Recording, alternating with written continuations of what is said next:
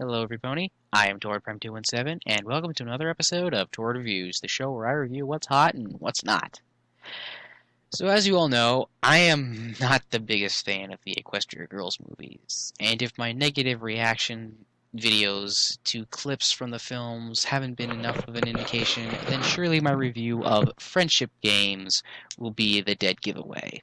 With the only promotion of the fourth film being a trailer or two in the first 10 minutes of the film, and then the official release being on Netflix as opposed to airing on Discovery Kids or even having a limited theatrical release like the first two movies, my expectations were pretty much dead set from the start.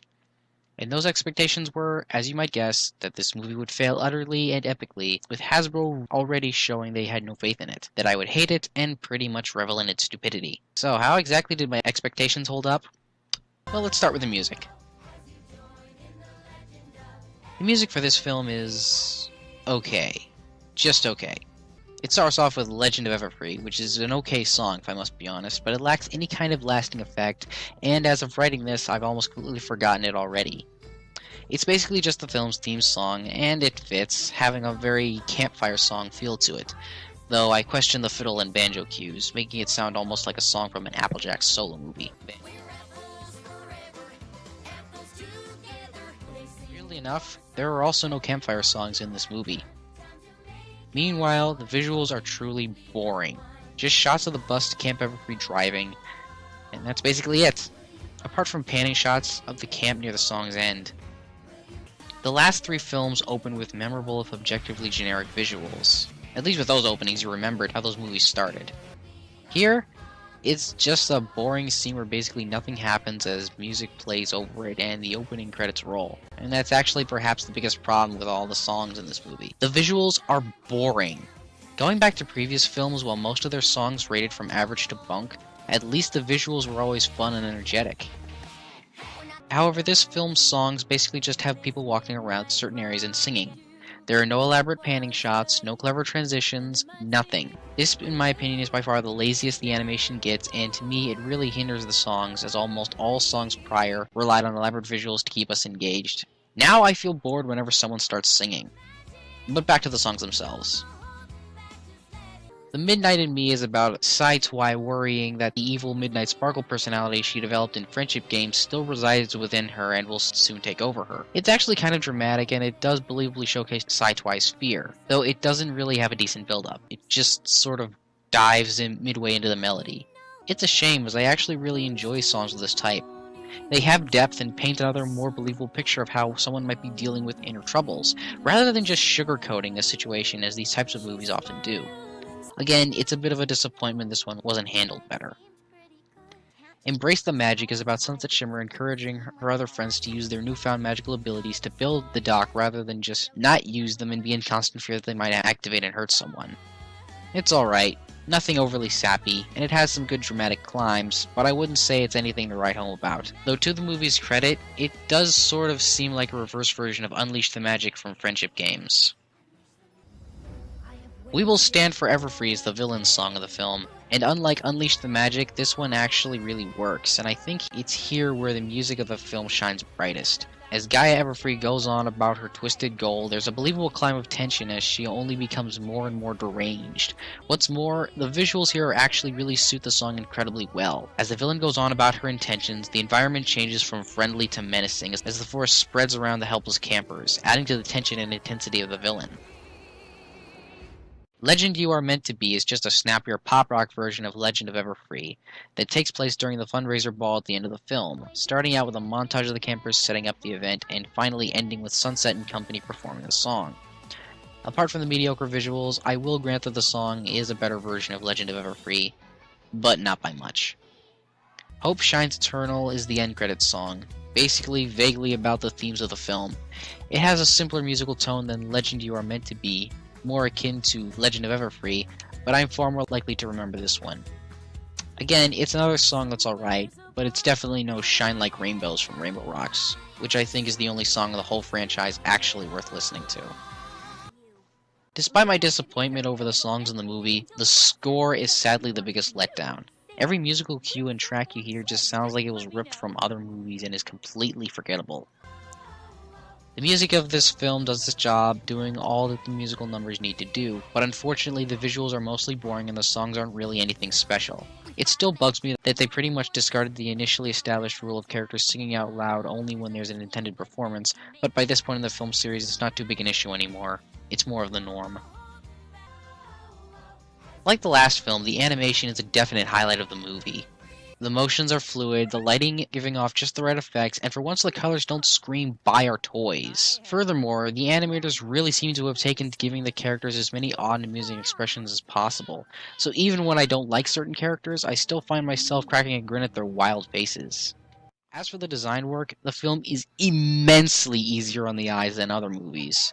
Nothing is designed too unrealistically, and while Camp Everfree does come across as your generic, everyday, run-of-the-mill animated summer camp, it at least is pleasant to look at, and I can totally believe it could be a real summer camp. But the character designs, meanwhile, are by far the best parts. Most, if not all, the characters are finally wearing outfits I can believe real people would actually wear. And praise Celestia, the Humane Six are actually wearing real boots and sneakers. Throughout the whole movie! No more elephant feet and knee-high footwear! What's more, I do legitimately like the designs of the characters. They all look unique and memorable enough, and I actually feel compelled to draw these characters as they are now. Of course, I will still miss Sunset Shimmer's original outfit, but at least I can concede that it wouldn't really have any place in a summer camp. I also rather quite like Gaia Everfree's design as well as how she's animated. She looks very intimidating, capable of dishing out whatever threat she can dream up, but also showing a huge range of psychotic expressions, ensuring her to almost be as memorable as Discord.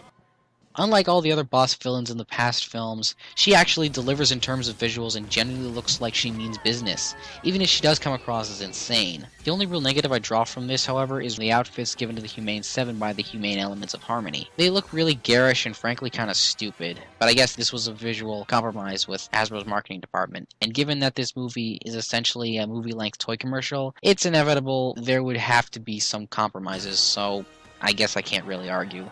Not that I agree with it in the slightest, but still.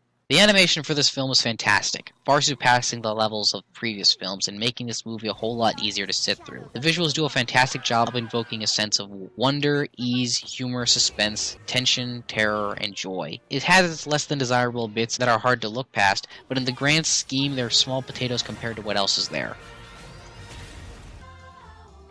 If there's one thing that always drove me up the wall in previous films, it's been the characters. With the exception of the Dazzlings and Sunset Shimmer after the first film, they've always been stupid, bland, or far too over the top for my liking, always acting in frustratingly unbelievable ways that made me wonder how they even tied their shoes every day. And of course, scenes would always be flooded with character cameos and new Humanverse characters, but all shoved into the background and essentially doing nothing of any real worth or value with. Here, however, for once, it's a completely different story. Most of the characters actually come across as very real, layered, and proactive to some degree. I'm disappointed and frustrated that the film's series' flagship original character has been more or less relegated to the number 2 billing in favor of an already established character from the show, but at least Sunset Shimmer still remains a very likable and endearing character.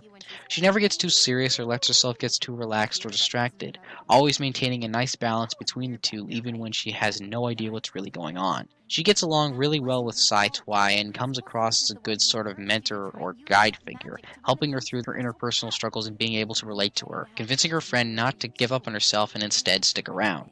I also think it's really interesting how her special power is touch telepathy, and basically the ability to empathize with whomever she touches. I think it works really well as a means of showing just how far she's come from first to being a petty high school gitch to what I might be able to describe as Professor X. Of course, I still wish they'd divulge more of her backstory so that we get a better understanding of why she initially became such a petty and pathetic character at the start. But for now, I can at least look past that. Ooh, fancy! Try me!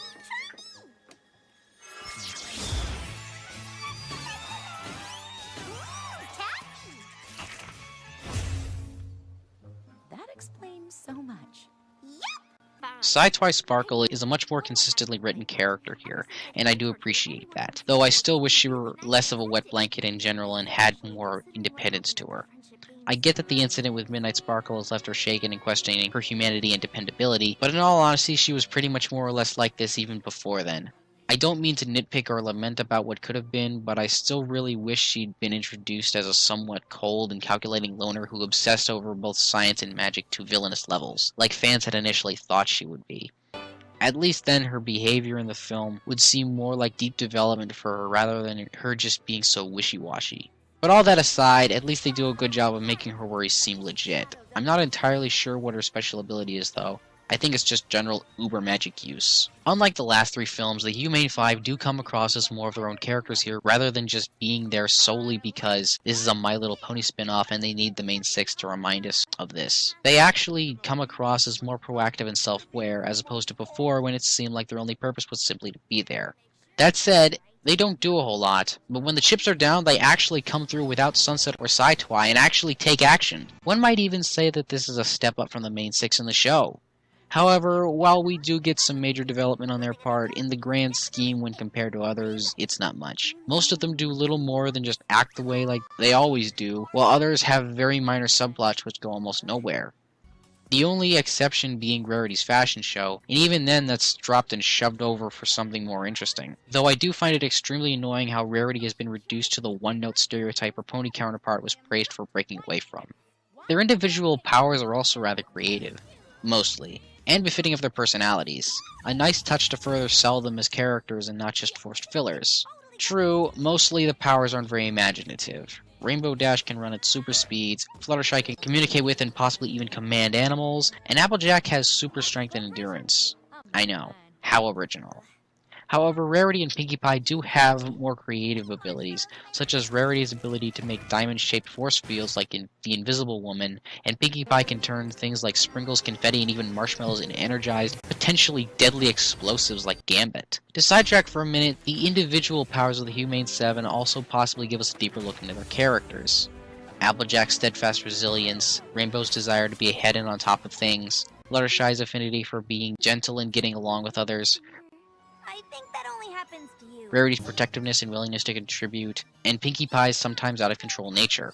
Like their powers, these insights neither harm nor help the characters, but rather give more material for the writers to play with later on. And given how flat and obnoxious the characters have been in this series, I really appreciate this, even if they don't do much with it now. Spike is also here, but he pretty much adds nothing to the film. He's just here because an MLP production needs Spike in it.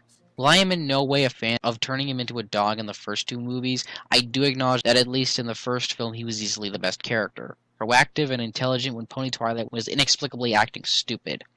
Now, however, he does little more than talk about chasing squirrels and other stereotypical dog things. And the only thing plot relevant he does that can even come close to justifying his character is freeing Sunset and Sci-Twi in the Crystal Cave. It's really disappointing. Gloriosa Daisy is the director of Camp Everfree and secretly Gaia Everfree. At first she comes across as an obnoxious, overly chipper camp director with a hint of subtle totalitarian intentions. But she is also proactive and willing to please everyone and is shown to be emotionally stressed, though she hides it, giving her a much more needed range to her character. While she annoyed me greatly at first, in the end I came to understand her a lot better and found I had little remaining reason to hate her. And by this point, the only thing about her I really roll my eyes at is her apparent melodrama. And that's one of the only aspects of her we see in a flashback prior to her finding the crystals and her gradual descent into insanity. As Gaia Everfree, she way outdoes what little I expected of her. There's a load of entertaining villain personality, and she is indeed a threat, trapping most of the characters and exhibiting a very real possibility that she might in fact kill them just to keep them from leaving camp. By far the most threatening villain we've ever seen in this series. Not only does she deliver some great villain dialogue, but adding her crazy facial expressions makes her even more memorable and unique. I'm almost disappointed there's no chance she'll ever be a villain again. There is in fact more I want to talk about where Gloriosa is concerned, but I'll get to that later. I'm deciding to talk about Flash Sentry and Timber Spruce together for one very good reason. They are essentially almost the same character. Flash once again adds nothing to this film and is just there to flirt with Twilight, but for it ultimately to go nowhere, and even suggest that he and Shimmer get back together only for that to go nowhere. Meanwhile, Timber Spruce becomes Sci-Twi's love interest and does essentially what Flash did in the first film onwards. Only it's much creepier here, seeing as how he, at his youngest, is perhaps 19. Meanwhile, Sci-Twi, at her possible oldest, and I'm being generous here, is 16. Let that sink in. However, unlike Flash, Timber at least has more depth and range to his character than a 20-year-old trying to get in the pants of a minor he just met, showing that he has a deep concern for his sister Gloriosa and is willing to do what he can to protect her, creating the initial story of Gaia Everfree to try and explain away the strange happenings. Perhaps it's just some prank based on the story, but also tries to get her to see good sense, and even risks his own life to try and talk her out of her crazy attack and free the campers. Despite his near Gary Stu status, I would still in fact really like Timber as he is a much deeper and proactive character, facing the villain of his own free will rather than being basically stunned and helpless to the power of the villain. Unlike Flash, who was such 3 times. Unfortunately, his creepy infatuation with Sideswipe really damages his character for me, and I find that their romantic moments to be even more cringe-inducing than Flash's. Weirdly enough, I don't think he and Flash are ever in the same scene together. Furthermore, I think the presence of Flash actually renders Timber's character to be completely redundant. Allow me to explain. Since the two characters share so many similarities, it would have been so much easier just to make Flash Gloriosa's little brother, and then have him be on the camp staff. Essentially, replace Timber with Flash in every scene where Timber is being proactive and helpful and caring toward his sister, and suddenly we have a character who throughout the entire film series has done nothing, now being proactive and having a lot of much needed depth, and maybe even giving a little justification for the romance between him and Sideswipe. At the very least, it would feel more appropriate. They do try to give Flash some development by having him get over Sideswipe essentially rejecting him and suggesting that he and Shimmer rekindle their old relationship, but sorry.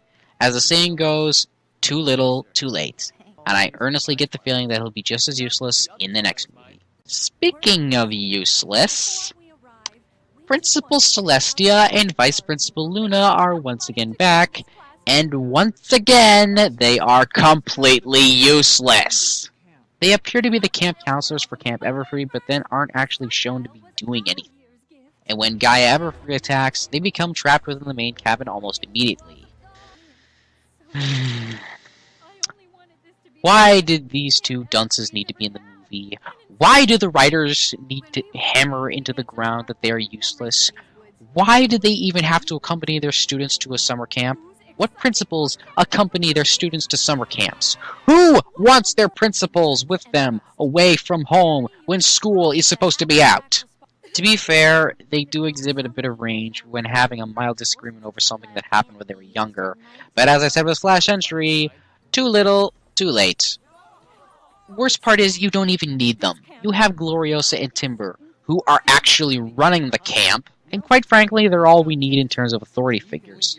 The principals are definitely the weakest links in terms of characters. Speaking of weak links, this leads to the humanized Filthy Rich, a stereotypical businessman who wants to own the campground so he can build a spa on it. This bugs me a lot because in the show, he's not nearly as antagonistic. Rather, as a pony, he's actually very fair and honest, a somewhat likable character to a degree. In other words, not a stereotype. You essentially dragged a perfectly good character through the mud just to suit your narrative. Shame, Hasbro. Shame. Look, while I get that the plot needed a reason for Gloriosa to go over the edge and take desperate measures, we didn't need a straight-up one-man personification of corporate evil. All we needed was just a quick moment in the flashback of Gloriosa on the phone with the bank and her being swamped by bills. Kids are smart enough to recognize financial difficulties, and you don't have to patronize them with an obvious stereotype. You know what else? Filthy Rich isn't the only business pony in the show. There's also Gladmane from the episode Viva Las Pegasus. And don't tell me they'd be introducing a character in the movies before the show, because Viva Las Pegasus aired 2 weeks before the movie was released. Not to mention these movies usually take place right after a season ends, so we'd not only already have an established businessman, but one who's actually been a villain. Heck, you could even say that he wants to own Everfree Campground because he wants to build a casino resort on it, lining up with how he ran one in the show. And if you can show humanized Flim and Flam, there's no excuse for not using Glad. But the final nail in his coffin of a character is that he adds nothing to the film. Aside from not just showing Gloriosa struggling financially through a bank phone call and a stack of bills, even when Filthy Rich is built up as a villain after Gloriosa is turned back to normal, he just has one very brief scene at the end where he's at the ball observing the event. He scoffs and just leaves. That's it. There's really no point for him to exist at all here, and especially no need to villainize him. Beyond this, there are characters who aren't really important at all, but get a surprising amount of attention and little fun moments to entertain us. Bulk Biceps, Trixie, Snips and Snails, and even Derpy all have lines in this movie. And it's a lot of fun just to watch them be them, even if it adds nothing to the film aside from hilariously driving Gloriosa nuts. And let me drive this point straight home. And I'm all out of arrows. Derpy speaks! Derpy speaks! Oh, praise Pony Celestia and Primus above! For the immortal Derp speaks and she is gloriously derpy! Other characters like Vinyl Scratch and Octavia appear, though they don't have any lines. And weirdly enough, the green-haired hippie has a line or two of dialogue as well. Other new background characters that have been around since the first film also seem to have more focus and character added to them, even if they don't speak. They never steal the spotlight away from the main characters of the plot, but I absolutely love what the writers and animators took the time to do with them, regardless. It really helps build the EG world a lot better. The characters in this film are handled and executed infinitely better than in previous films. Most of them have more range, more distinction, personality, charm, depth, and overall likability. There are certain characters that fall flat and leave me facepalming to no end, but overall the improvements are hugely appreciated. Unlike the last film, I feel that the story this time is one of the greater positives, seconded only by the characters. The plot starts out as a typical summer camp story where our intrepid heroes have the task of building a new dock for the lake, and later having a fashion show. Cue eye roll. But because this is an Equestria Girls movie and we can't go 20 minutes without magic screwing someone over, the plot starts to thicken. However, if you're hoping for some elaborate, brilliant, and complex storytelling, you'll likely be disappointed, seeing as how everything is pretty straightforward and at times just going wherever the wind takes it. However, I don't actually consider this a negative. Remember that this is a kids' movie, rather just more of a simplistic story structure, and that's not always a bad thing. Mind you, there is definitely a solid and constant story, but the way it's structured makes things feel as though they happen more naturally. Unlike the other movies, there's no major build-up towards an event at the end that tends to overtake all of the characters' attention and motivation. Yes, there is the fashion show that's annoyingly built up throughout the film, but it doesn't dominate the theme or plot of the film.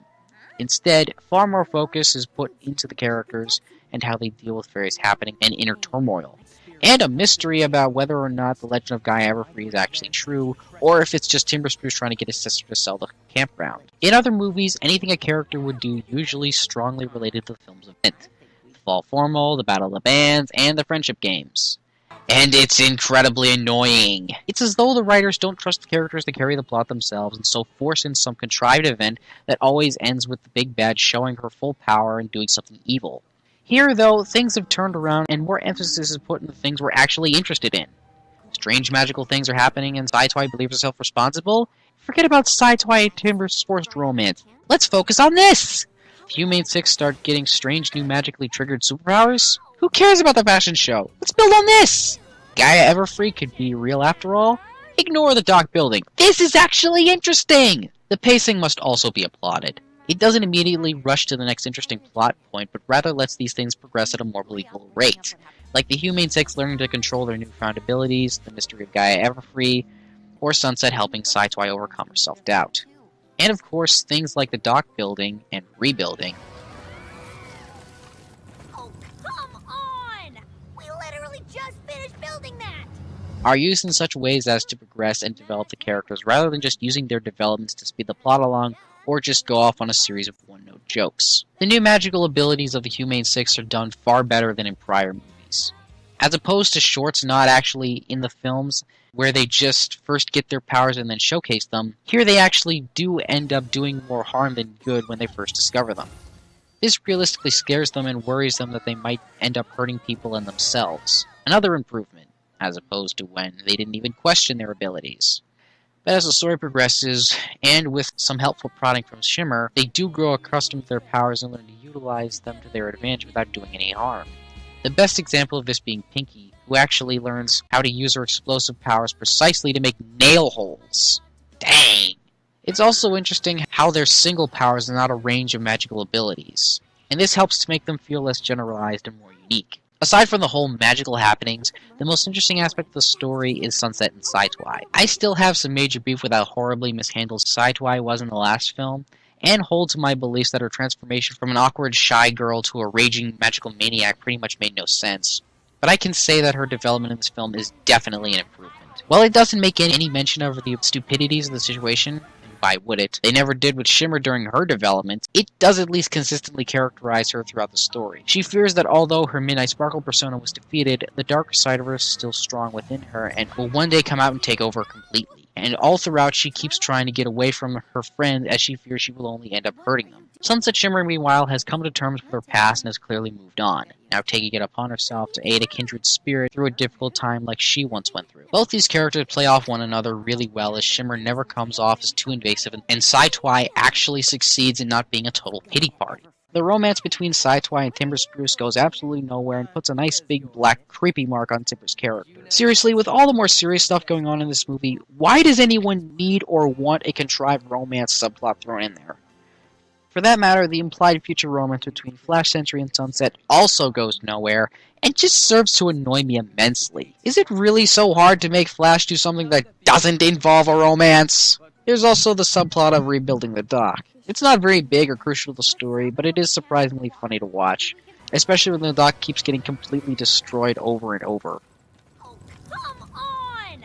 We literally just finished building that! It's not much, but a nice little Sisyphus side story that kept me smiling. Mostly at the character's distress.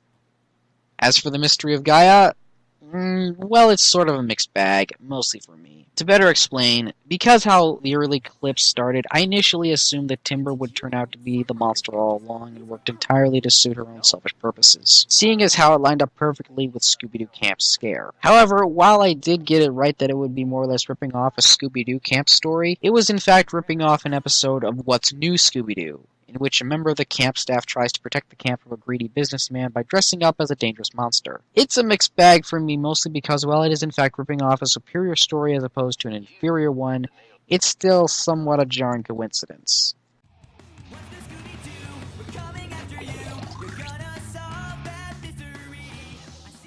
But I guess it could have been worse. Anyway, on its own, the subplot is handled well enough, though I could stand for a little more mystery and tension. Say, on the level of a Scooby-Doo episode rather than below it. Of course, then again, I was spoiled for the plot twist before watching the movie, so yeah.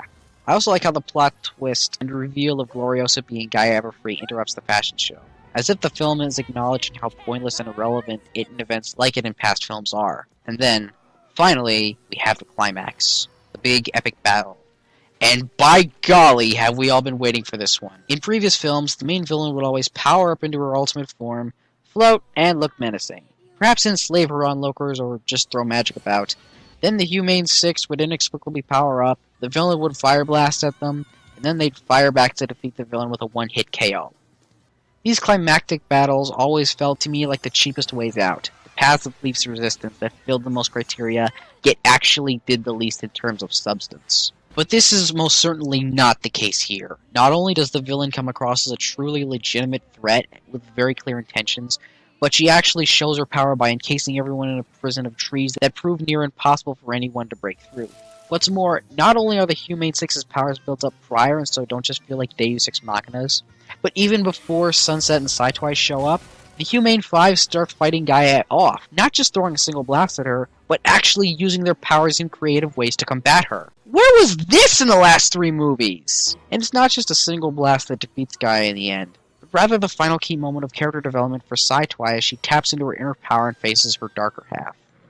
What makes this moment great is the fact that not only does Sunset help her friend through this, but the other friends also join in the rally for once. It's not just a scene of a single person overcoming a crippling inhibition to succeed, but rather a group of friends helping their friend do so, fully pulling into focus just what the very idea of friendship is magic is all about. And it's only through this show of friendship that the team as a whole is able to defeat Gaia, not only freeing her of her influence of the 7 crystals, but also being rewarded with them for their efforts, as though they've proven they are truly worthy of wielding them.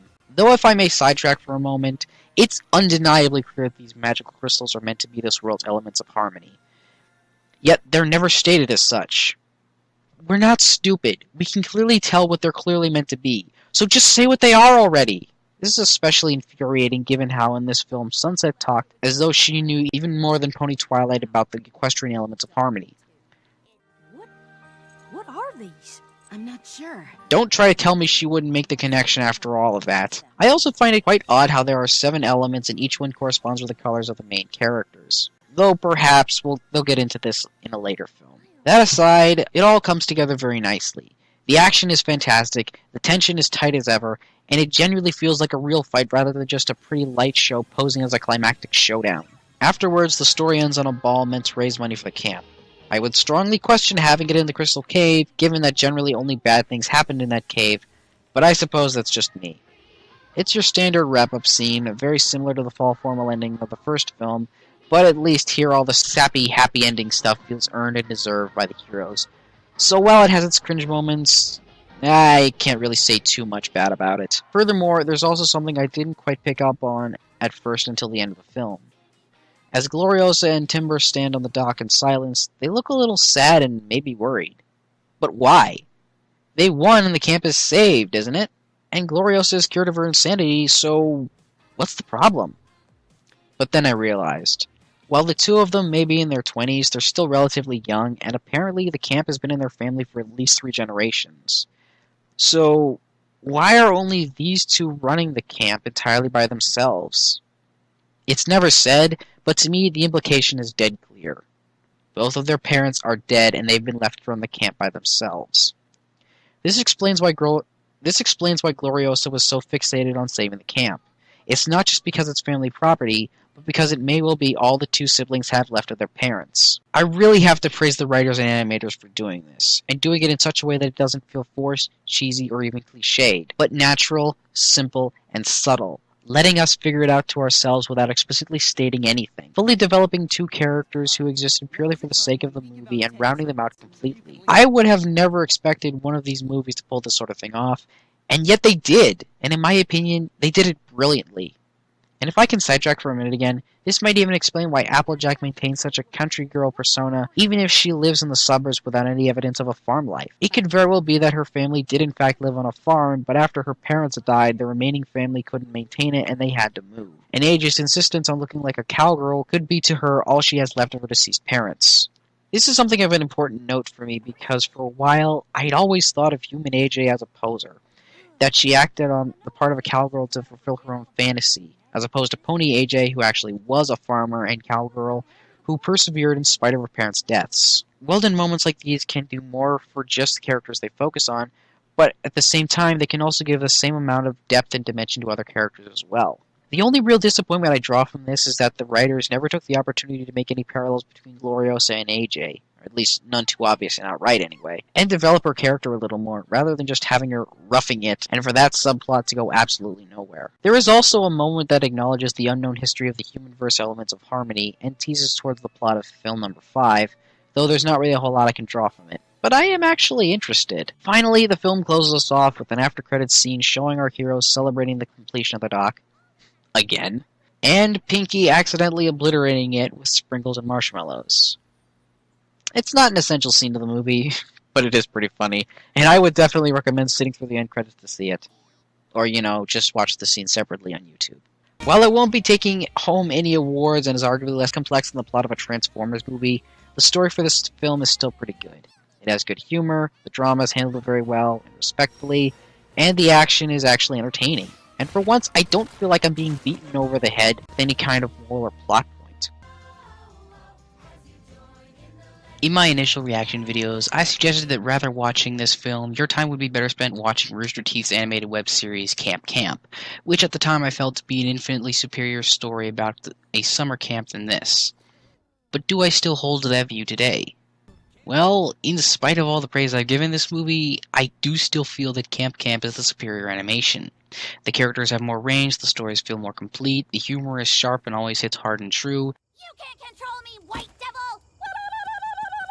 And even the dramatic moments nearly make me tear up, as opposed to in this movie. Even if there's some sharp swearing and a bit of innuendo, I'd still recommend the web series first. However, I still find that regardless, I actually really enjoyed this movie. There's no argument that it's a huge improvement over the last 3 films that almost leaves me eager to see what these new writers give us next.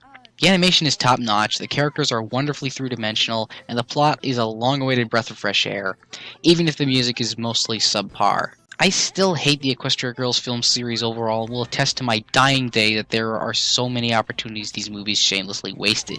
that there are so many ways they could have been done better, and that their sole purpose is to be a Monster High knockoffs. Watching the other Equestria Girls films, I always had an unpleasant feeling, as though the mere act of watching them, giving them the time of day, just felt wrong somehow. And these are feelings that still persist. Yet when I watch this one, I actually feel myself enjoying what I'm watching. Perhaps it's because there's a significant lack of girly elements or situations in which the Humane Six just happen to all be together. Or maybe there's a much stronger sense that, for once, the writers actually care about the characters and story they're writing as opposed to letting their Hasbro overlords write the story for them. In the end, it may not be very high quality, all things considered, and no matter how much I appreciate this movie, I still feel a distinct disconnect from it that initially drove me away from the first movie to begin with, something the show it spun off of lacked. But nonetheless, it's something I could actually recommend, to kids and adults alike. Overall, I appreciate this movie. I appreciate what it did, and I appreciate that the creators, for once, actually took the time to make it a quality piece. I wouldn't put this movie in my top 10 or even my top 20, but I would still recommend Equestria Girls Legend of Everfree to anyone who hasn't seen it. It's things like this that give me just a little more faith in humanity. That's all for now. And if you want to see my initial unedited standard format reaction of the movie, it's the only version there is, seeing as how doing one in my new format would be kind of pointless given how I've spent all this time working on a review. Then click the link here or in the description below. Until then, this is TorridReacts 217, signing out and reminding you to please brony responsibly. Somebody gotta keep the fire burning. Upgraded while these haters stuck in prior versions. Outpacing all they highest earners. Get the paper every time he hit the stage like it's higher learning. And now they thinking that he's lame, but that's what happens when you keeping up the flame. Trending topics got them weak enough to change into anything that's popping while they see you just the same. Came out of my shell like one of Cooper's minions. I'm just trying to excel and get that new position. I'm superstitious, never drive unless the roof is missing. Old school, but I'm still paying new tuition. They said I'm dedicated to a lost cause. Instead of chasing, I should have taken a long pause. I see him waiting, but I'm never falling off. Gotta keep the trail blazing like a Molotov. Richie.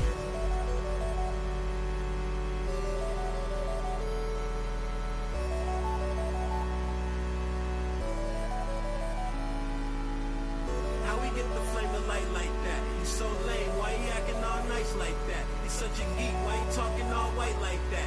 He ain't even from the streets, how he write like that? Hold up, dicks out for Harambe. Gotta pour a little sip out of the Bombay. That's for every life that was taken the wrong way. We just trying to get by, but we pray for you all day. I'm trying to get high, lighten up that blue big. 2 hits will float them like they riding on a cruise ship. I've been on my grind, they excited for my new shit. And if they try denying it, they lying like they lose shit. It's tough to keep the flame alive when you middle-aged. Bills got you working overtime just to get them paid. Used to feel great getting limit breaks. Now I got a job that I hate cause they limit breaks. Somebody said I'm too traditional because I value vinyl records over digital. I never do what others do, individual. Showing true colors every time I'm in your visual.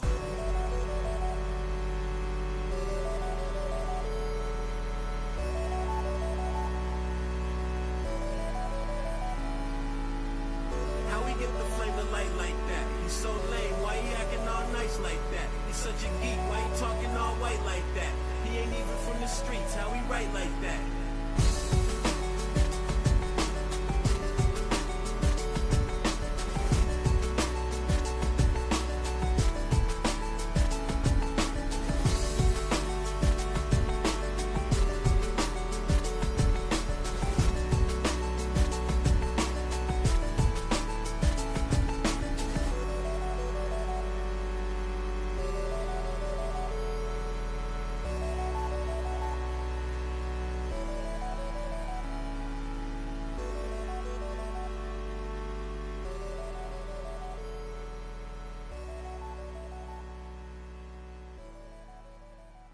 Third time's the charm.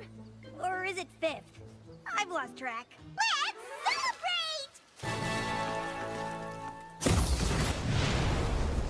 Woo! Do it again! Do it again! Camp Campbell is the place for me and you.